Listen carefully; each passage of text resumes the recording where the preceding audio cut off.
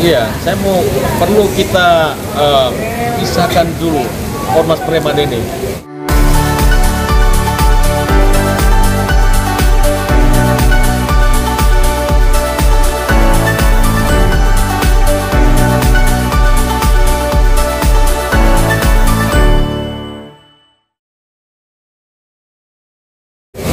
Jangan kita harus bisa membedakan antara preman dan ormas, ya. Ormas bukan preman, preman juga bukan ormas.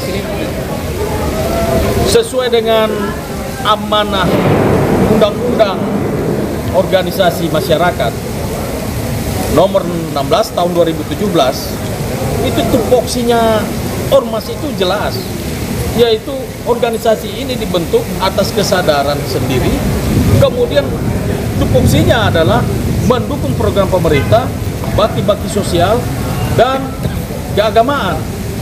Jadi di dalam ormas itu sendiri ada pensiunan jenderal, ada pensiunan TNI, Polri, dan juga ada profesor di dalamnya, ada pemimpin pemuka agama, banyak sekali. Jadi banyak tokoh-tokoh nasional juga ada di dalam organisasi masyarakat ini. Jadi jangan disamakan preman sama organisasi. Nah, preman sendiri itu kan dia berasal dari preman sendiri itu berasal dari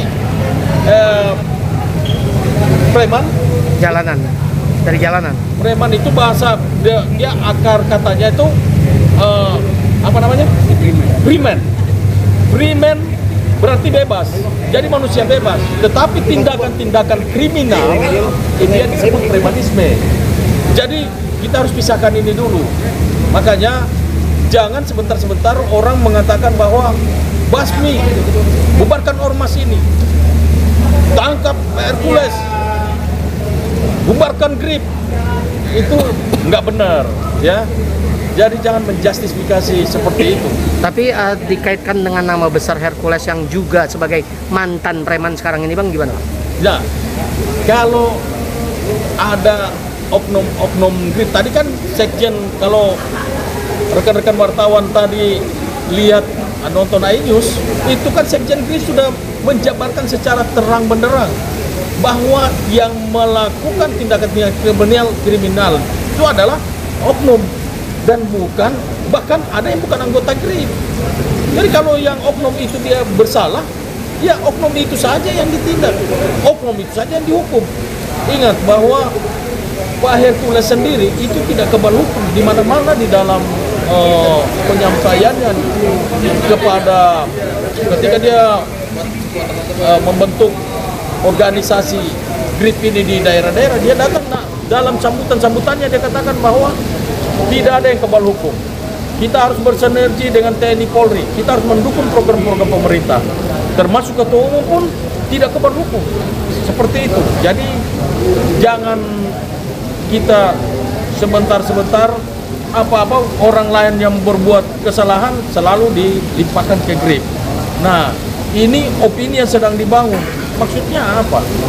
Kan seperti itu. Sementara di Indonesia ini ada ratusan organisasi di Indonesia ini.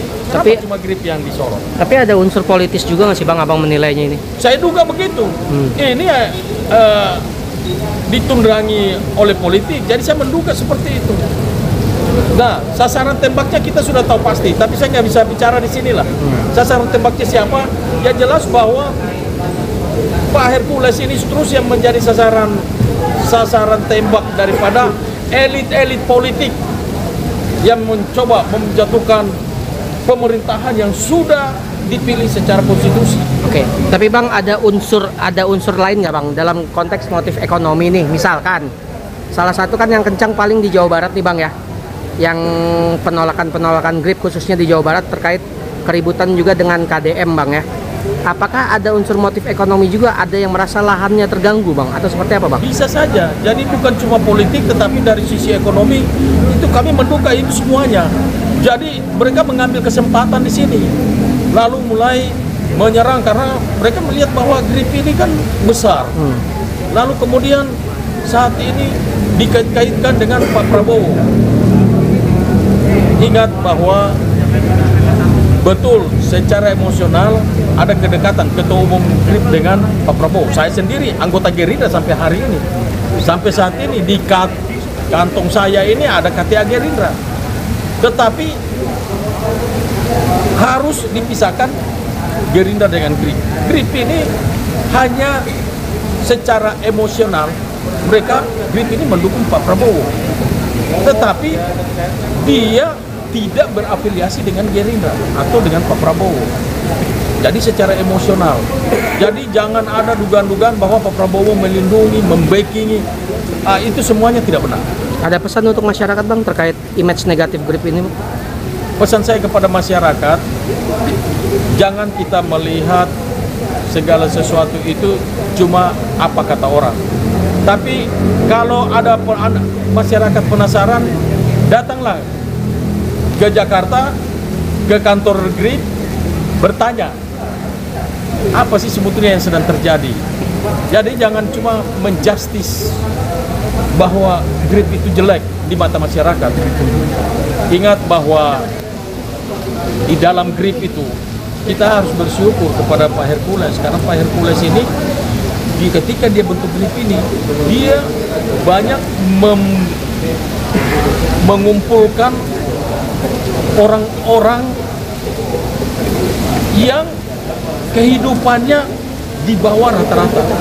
Nah ini justru saya mau mengajak pemerintah, saya mengkritik pemerintah, mari ikut campur di dalam membina, mendidik mereka, biarlah mereka menjadi orang-orang yang benar-benar pertama berbakti kepada nusa dan bangsa. Mereka menjadi orang-orang yang taat beragama, menjadi orang-orang yang mau membela masyarakat yang kecil.